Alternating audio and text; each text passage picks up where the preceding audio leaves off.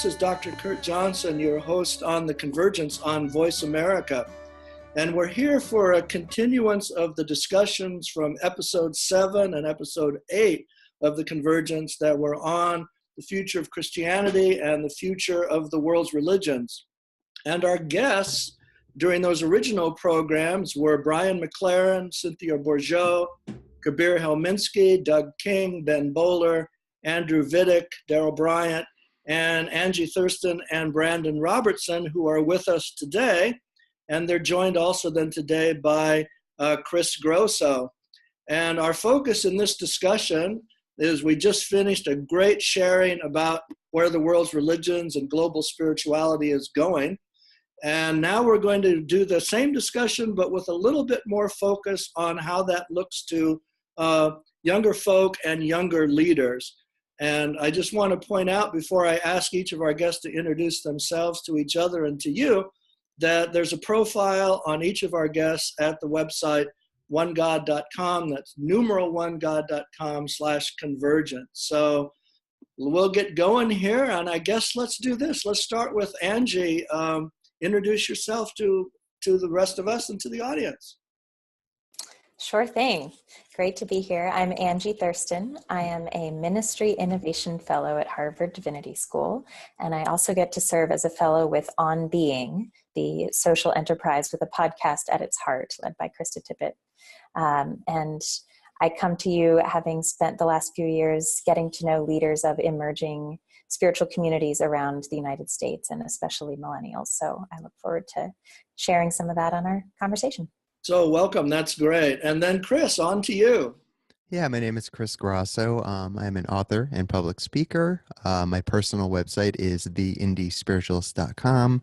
And aside from that, I'm also very honored to work with a wonderful nonprofit based out of Hartford, Connecticut called Toivo, Toivo. And their website is toivocenter.org. And they just offer all sorts of wonderful programs to the community regarding mind, body, spirit for those in need, anybody that suffers from any kind of mental health issues. So I invite everyone to check out their website more than my own. They're doing far more important work. Check out Toivo for sure.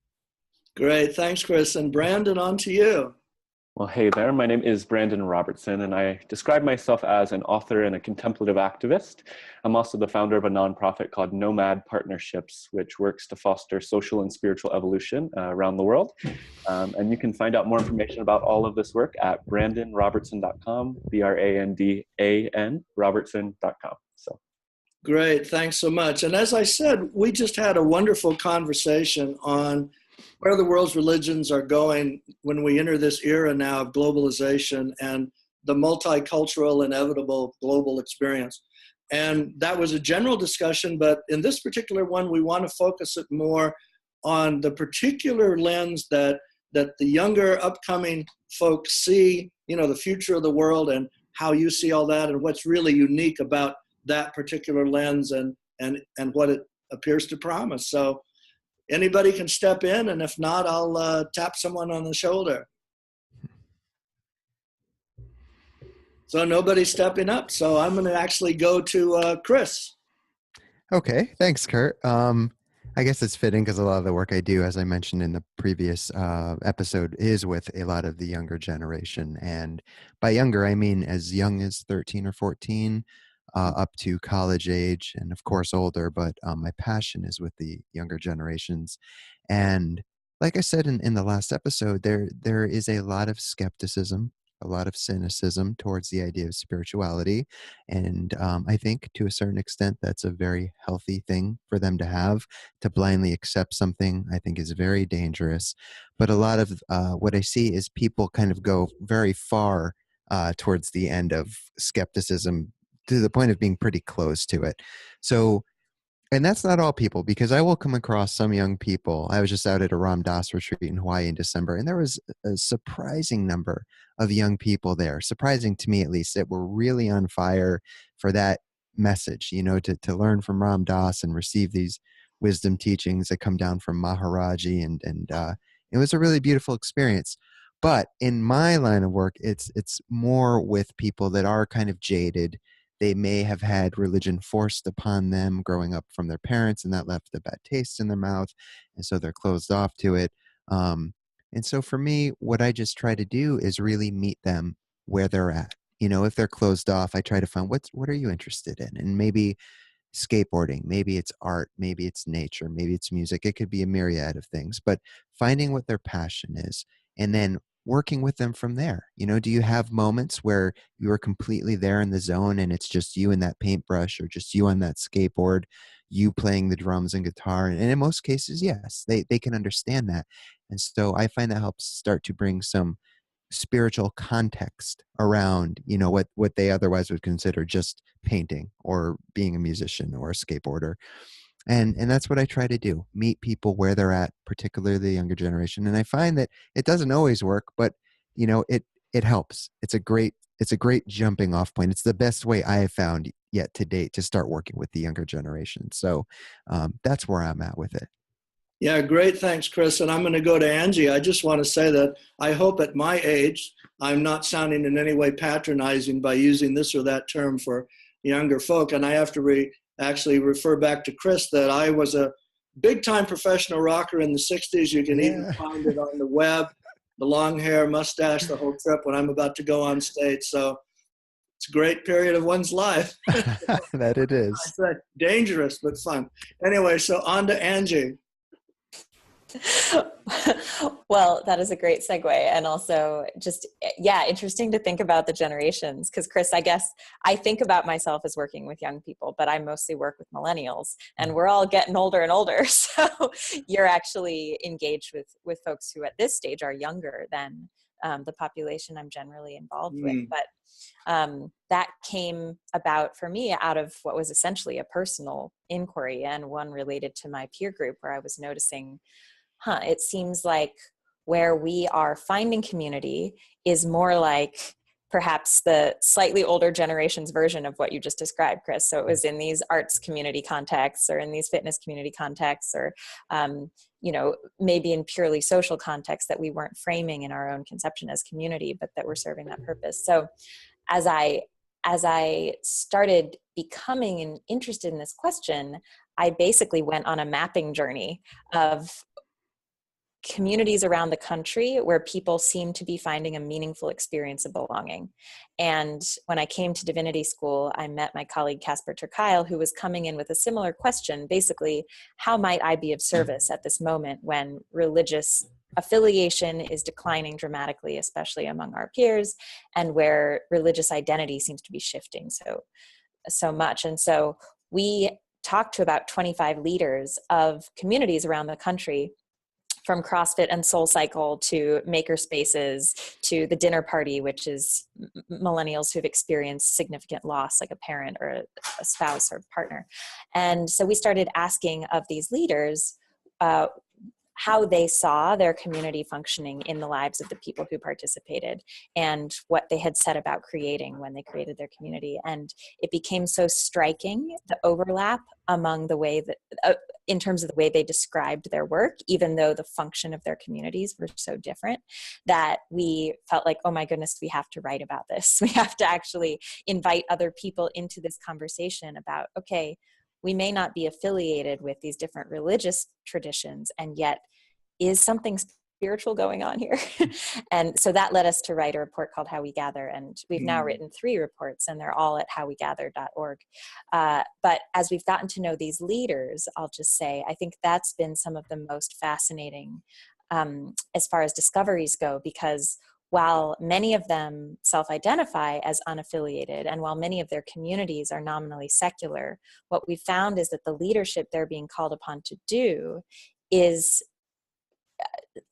very much akin to the work of leading a religious community, in terms of the fact that people are bringing their whole lives to these communities, and the leaders are being called upon to act essentially like pastors, right? To provide spiritual care and counsel in both the highs and lows of a human life, and how they're finding themselves in deep relationship with their community members, such that they end up in many ways shepherding the different life moments, where you have a Soul Cycle instructor being asked to perform the wedding ceremony for before to people in her class, etc.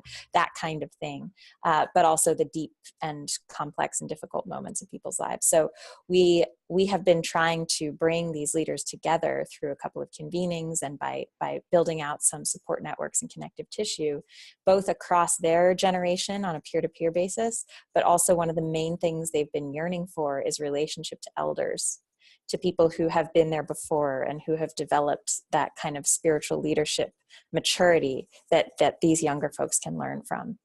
Yeah, it's interesting. One of the conversations many of us have is there's no substitute for mileage, and mileage comes with time. And the existential battle is sometimes somewhat easier with mileage and less easy without mileage. So this is an interesting thing about this intergenerational relationship in spiritual context. So Brandan, where do you want to go with all of that?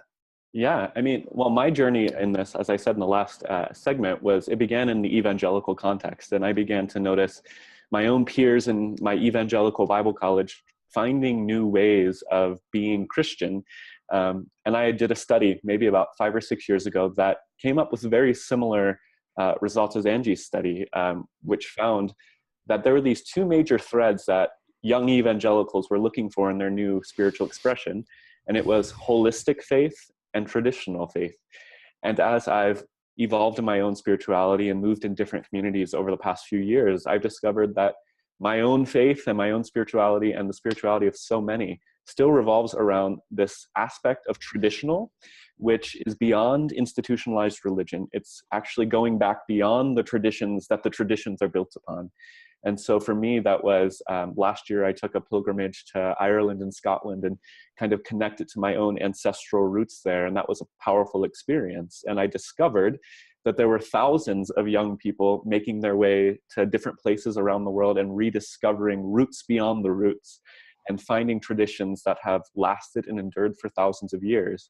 And then there was this aspect of holistic spirituality, which I also call ordinary spirituality. And this realization really hit me.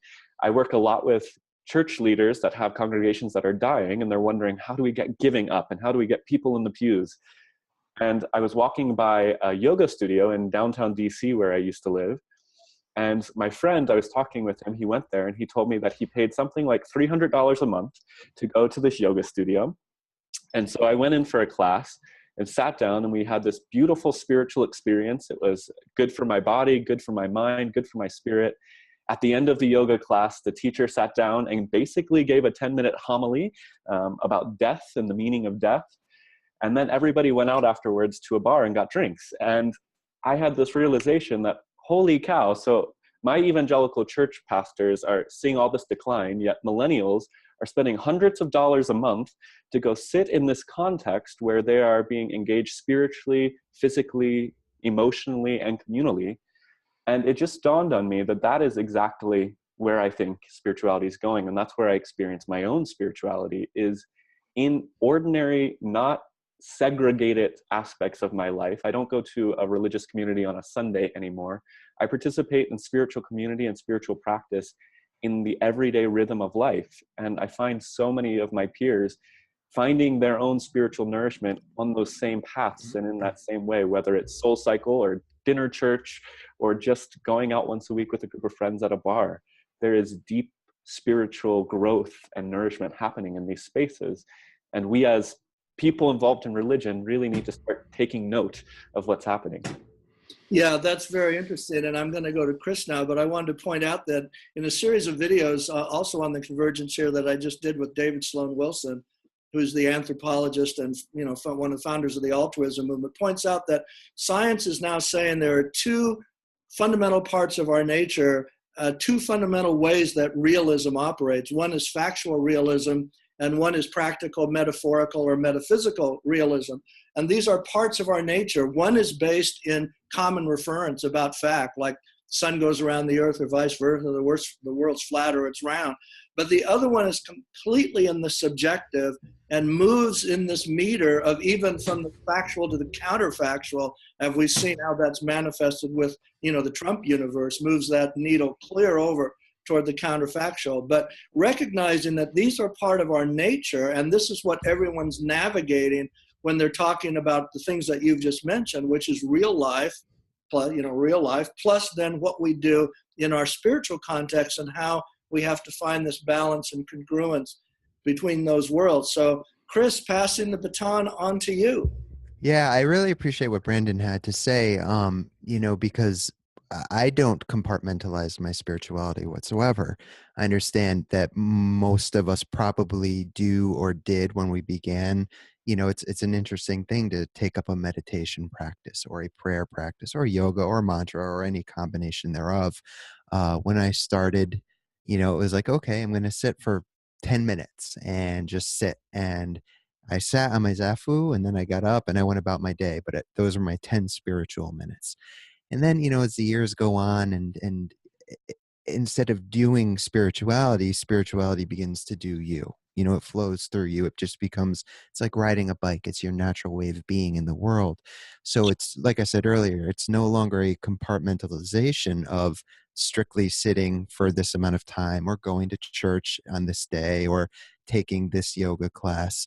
It's happening at all times. I said that earlier in the last session, that if we're open to it, there is never not a time that it's not happening. And so, I mentioned the concerts that I've had experiences at, but of course I've had them sitting on a cushion. And of course I've, had them in nature and in the more, spiritual settings, but it's always around. It's always available. It's just a matter of, are we open to it or aren't we? And it's not that it's simple to be open to it, because I'll be the first to throw myself under the bus and say, you know what, I start my day with this practice or that, and it really helps center me.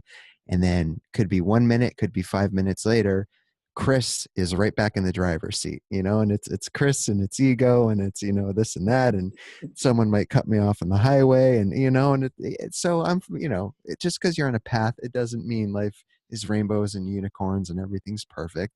But I will say, in my experience and many others I've talked with, it certainly helps us to navigate life with more compassion, with more ease, with more grace, most of the time. So anyways, that's just a few thoughts that I have. Yeah, it's great. I'm going to move on to Angie now, but just saying too, one of the thrills, of course, in the work that we all do is the wonderful people that we get to work with. And they're kind of like the Hope Express. We go back to your tattoo again. That's certainly what keeps me going. So Angie, over to you. Well, I really appreciate what you both said about the adoption of a spirituality as a way of being, as a whole life, and the way that these different practices and communities fit into that. Some of the language I've started using around that is this idea of unbundling and remixing. So if you have, say the tradition and institutions of Judaism, if you think about all that's contained in there, and then the way that some of that is being unbundled, almost opened like a gift, and people beginning to adopt practices, right? Like my work partner, Casper, has a tech Sabbath every Friday, and he literally puts his phone in a box and lights a candle. And that period is spent away from technology, and that's an adoption of a ritual. Or, he runs a podcast that treats Harry Potter as a sacred text and reads the different chapters through the lens of forgiveness and the lens of betrayal and the lens of friendship, right? And they, at this stage, have 50,000 listeners every week. Wow. Of people recognizing themselves in this. They were already treating Harry Potter as sacred, but now it's as if they have language and permission to do it. So there's a couple questions that rise, that brings up, of course. Just there's questions of authenticity around it, and of deepening of to understand the context and history of practices that we're doing. And of course, the accusation leveled at millennials is this idea of cafeteria religion, right? A nicer way to describe it is magpie religion, right? But adoption of different practices from different sources that might be serving different parts of a day or different parts of a life, these different life moments where we're looking for, how do we raise children spiritually? How do we endure difficult experience of disease, illness, or loss, right? And just looking for efficacy, what works? And if it happens to come from a Buddhist source or a Hindu source, it's important to reckon with. And it's also sometimes not the primary question that someone's asking when that life moment arises. And so then the last thing that I always go back to is the question of community. because it is wonderful to be able to, in this era we're living in, have access to so much information and so much history from around the world. But then if we don't have a single community where we're doing spirituality, if we're doing it in our everyday lives, there is still a lot that needs to be asked around how do we form and deepen relationships that help us grow, because that can happen up to a point in my yoga community and up to a point in my, group of people I'm putting on a play with, and up to a point in my neighborhood. But how does that begin to form the fabric of a whole communal life?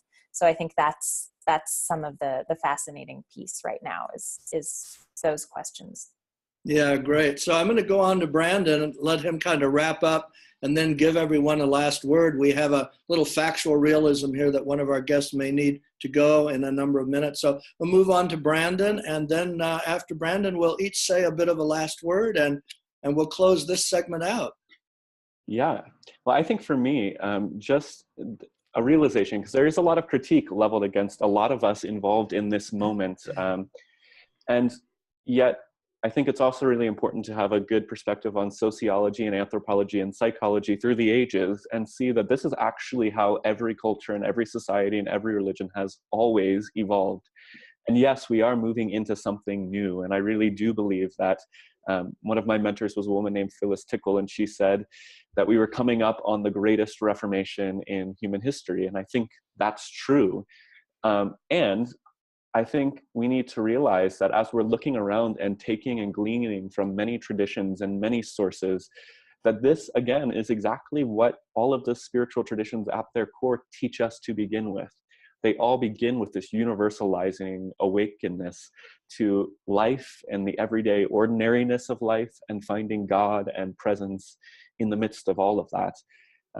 And then I also think I've seen so many communities moving from belief-based to practice-based. And we hear that time and time again, that's the major shift I think we're seeing right now with religion, is as long as religion keeps saying belief is what equals awakening and belief is what equals salvation, that no longer works for us anymore, because I have all of the answers to all of the questions I need right here in the palm of my hand, and I can call BS on a religious belief very quickly. But when I have something practical that I can do right now and actually tap into that sense of abundance, that true self, that divine, whatever we call it, that actually helps me live a more peaceful, loving, compassionate life, that has more power than belief ever has. And I think that's something for us and for all religious communities to be mindful of, that if we cling to belief, you're the community that's going to die, because you're not actually helping this moment. We don't need that anymore. So I'll just stop there. But yeah, no, absolutely. So everybody take your turn to kind of give an epitaph on this particular segment, and then I'll say a couple things and we'll close this segment out. So Chris. Yeah, what's coming to mind, Kurt, for me, and I'll just go with it because it's what's coming up, is I would ask anyone listening to not believe a single word any one of us on this panel has said. Everything that I've said has been from my own direct experience. Everything that Kurt, Brandan, and Angie has said has resonated. I haven't heard anything yet that I would disagree with, but that's just because I've experienced it or read it, or more importantly, experienced it in the heart. But if you're watching or listening to this, find out for yourself. Don't take any of this, at face value. Find out for yourself. Sit down and shut up. As Brad Warner, the Buddhist teacher, would say, just sit down, shut up, get on your cushion, quiet down, and find out what your truth is. That's all I would ask of anyone listening. Find out what your truth is. My truth right now is the fact that spirit imbues all things at all times. That's how I experience my life. So there is never a time that God, or whatever anyone cares to call it, is not present, ever. But again, that's my truth, my experience. Find out for yourself what's true for you. And that's all I've got. Boy, a big thank you on that. So on to Angie. Yeah, thanks, Chris. There's a wonderful Methodist thought leader living in the United States right now named Gil Rendell. And I was at an event with him, and he described, Brandan, what you were mentioning, this move from uniting around orthodoxy to uniting around orthopraxy, or essentially right right practice, right action, and not necessarily meaning that in a fundamentalist way, but simply in the fact that so many of the communities that are emerging are gathered in some way around practice or even around goals. And that movement, that momentum toward an orientation around a goal, and the difference between how it feels to say we unite because we believe in God to we unite because the divine is our goal, that feels very different somehow. And that's not to say that that is the goal of many of these communities explicitly or implicitly, but as an orientation toward religious living, I think it's actually exciting. And I'm excited about the gift basically of getting to be engaged with so many of these communities that are oriented that way and that are emerging organically at this moment in response to what feels like a real need and a real opportunity. Yeah, no, that's great. I really appreciate that. It's from my gray hair to your no gray hairs yet. Thank you. So Brandan, you get to say the last wrap up.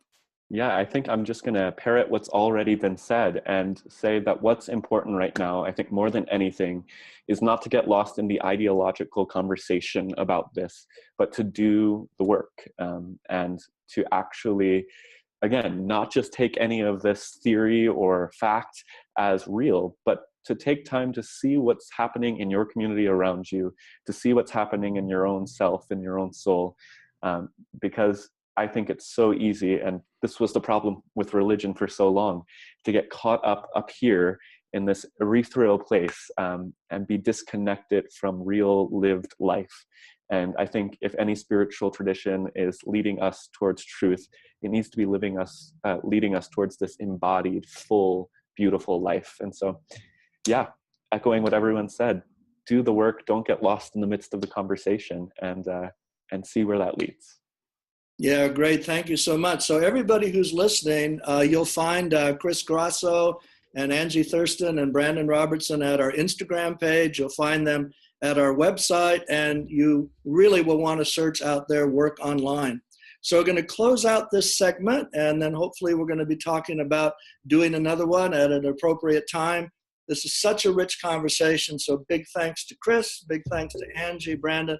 It's so great you guys know each other now personally. That can only lead to wonderful things. So I'm going to close out here. Lots of love to everybody.